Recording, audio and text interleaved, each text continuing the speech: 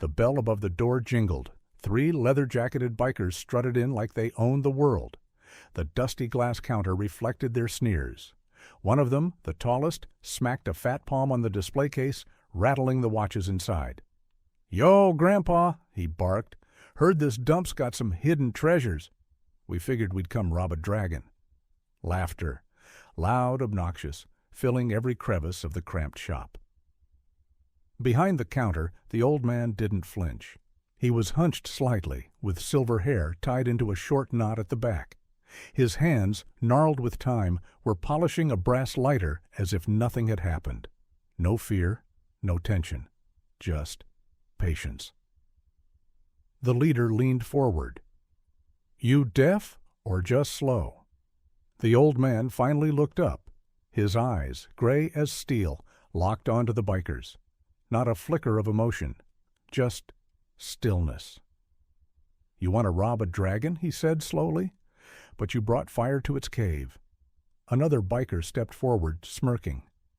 "You got jokes, old-timer. Maybe we start by lightening your register." He reached across the counter. Click. The sound was soft, but it sliced through the tension like a razor. From beneath the counter, the old man had unsheathed something with a single fluid motion, so fast it barely registered. A katana, jet black handle, glinting steel. Pristine. Time froze. The blade hovered inches from the biker's wrist. One more inch forward, and he'd be clutching a bloody stump. The biker jerked back, tripping over his own feet. The others tensed, unsure whether to laugh or run. "You're bluffing, man," the leader spat. But his voice had cracked. The old man didn't speak. He took one slow step out from behind the counter. His movements were deliberate, practiced. Each step echoed. "Who the hell are you?" one biker muttered. Outside, the world kept moving. Inside, it was deadly still. 17 years ago, Kyoto, Japan. A younger man knelt in the rain, the bodies of 4 men lying around him. Blood soaked the dirt. He sheathed his sword with trembling hands. Master Shoji stood behind him. "You kill to protect, not to provoke. A true samurai knows when the blade sleeps." Back in the present, the bikers didn't know what to do. Fight or flee? "I fought men," the old man said, voice low, "who moved faster than thought, men who died with honor." He raised the blade. "You are not men!" The leader snapped out of his fear. Rage took over. He pulled a chain from his belt and swung. Whoosh!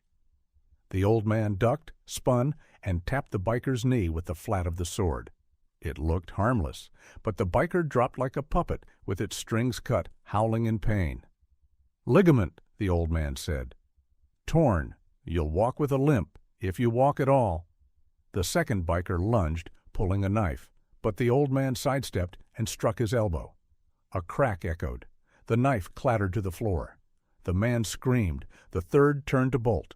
Didn't make it. The sword sliced the air, zing, and in one terrifying move, it chopped off the tip of his leather jacket sleeve. Not skin, just fabric. A warning.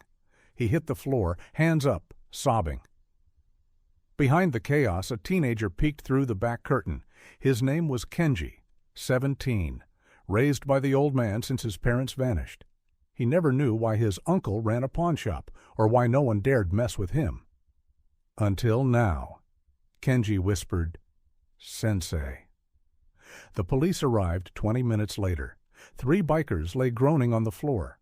No broken bones, just expertly placed strikes. Enough pain to humble, no permanent damage, except maybe to their pride.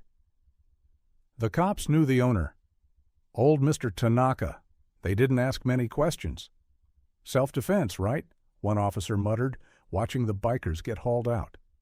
Tanaka gave a single nod. That night, Kenji sat across from him at their tiny kitchen table.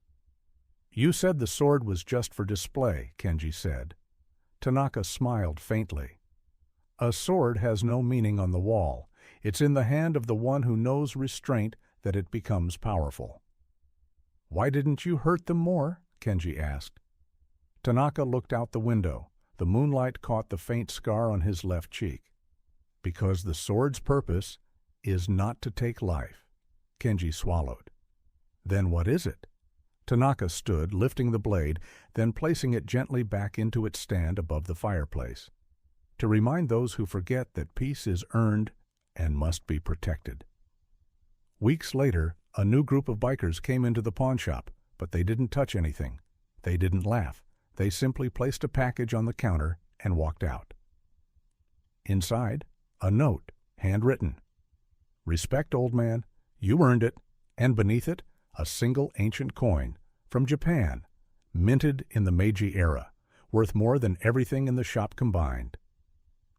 Kenji stepped out from the back room wearing a loose black robe. The katana rested in his hands. Tanaka watched from the shadows. "You ready to learn?" he asked. Kenji nodded, and with that, the boy took his first step on the path his master once walked.